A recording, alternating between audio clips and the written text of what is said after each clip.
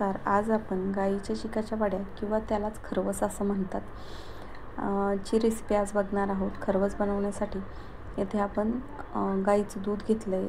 जे गाईचं दूध ज्या दिवशी गाई व्याली त्या दिवसाचं ते पहिल्या दिवसाचं हे दूध असतं. एकदम दाट आणि घट्टसर असं हे दूध असतं. एकदम असं पिवळ्या कलरचं असतं. हे देशी गाईचं दूध आहे.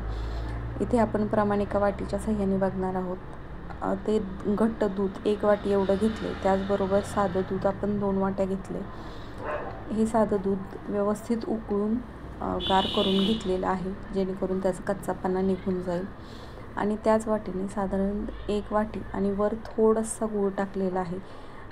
गोडीचं प्रमाण आपल्याला कमी जास्त करू शकता तुम्ही. तुम्हाला जर जास्त गोड आवडत असेल तर एवढं प्रमाण पुरेसं आहे, आणि कमी आवडत असेल तर गूळ थोडा कमी केला तरी चालेल.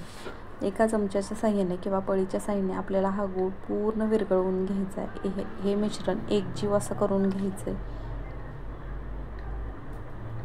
ही रेसिपी झटकीपट बनते आणि त्याचबरोबर खायलाही तेवढीच उत्कृष्ट आणि पौष्टिक आहे. हा खरवस खाल्ल्याने आपली रोगप्रतिकारक शक्ती वाढते, पचनशक्ती सुधारते आणि वजन कमी करण्यासही मदत होते. आपला गूळ व्यवस्थित विरघळून झाला आहे. त्यामध्ये आता आपल्याला पाव चमचा एवढी वेलची पूड टाकायची आणि केशर टाकायचं, आणि हे परत मिश्रण व्यवस्थित हलवून घ्यायचं, म्हणजे वेलची पूड पूर्ण दुधामध्ये मिक्स होईल.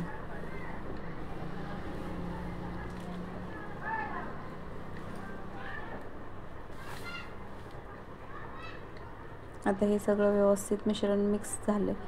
आता एका कुकरच्या डब्यामध्ये आपण हा गाईचा चीक कुकरमध्ये लावतोय, जेणेकरून पटकन होईल. 3 ते 4 शिट्ट्यांमध्ये आपला हा चीक शिजून तयार होतो.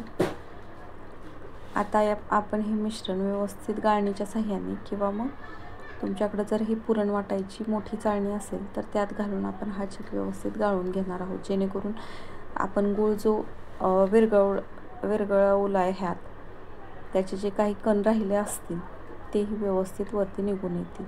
अशा प्रकारे आपलं हा चिकाचं दूध तयार झालं. अजून थोडीशी वेलची पूड मी वरून टाकते, आणि सजावटीसाठी इथे मी केशरचे काही तुकडे टाकलेत. तोपर्यंत दुसरीकडे कुकर लावून कुकरच्या साधारण 3 शिट्ट्यांमध्ये आपल्याला हा चीक शिजवून घ्यायचा आहे. मी गरम ह्याच्यातच म्हणजे कुकरमधून काढल्यानंतर लगेचच कट केला, आणि काढायला गेले तर माझ्या हाताला चटका बसला. तुम्ही असं करू नका. कुकरचा डबा काढल्यानंतर फ्रीजमध्ये साधारणतः अर्धा तासासाठी थंड होण्यासाठी ठेवा, आणि नंतर तो काढा आणि नंतर खा. एकदम छान थंडगार असा खरवस आपला तयार आहे. खायलाही तेवढीच स्वादिष्ट रुचकर रेसिपी आहे.